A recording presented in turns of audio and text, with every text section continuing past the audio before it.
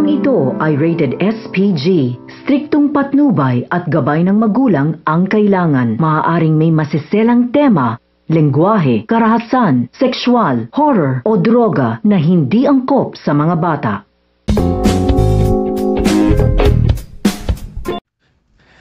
Ngayong next episode, tuluyan na natanggap nitong si Tata ang halagang 5 million na cheque dahil na itinuloy na tama ito ni pagbigay ni Francis dahil merong last na cheque ay nasira. Kaya naman tuwang-tuwa nga itong si Tata at pati na rin itong nanay niya at pamilya niya dahil sa wakas ay matutuloy na ang operasyon para tuluyan na talagang gagaling ang kanyang nanay. Samantala, itong si Vivian ay naghanap ng paraan para masira talaga ng tuluyan ito si Tata dahil alam niya na si Tata ang hadlang sa kanyang mga plano. Dahil nabalita na niya na ito si Tata at si Francis ay magkalapitan na ng loob. Kaya naman mag-hire siya ng dalawang mag-hire siya ng tao na kung saan sisiya sa mukha. Gusto talaga niya na masiyan ang mukha nitong si Tata. Kaya yan, abangan natin ngayon next episode. Don't forget to subscribe for more updates mga kapuso.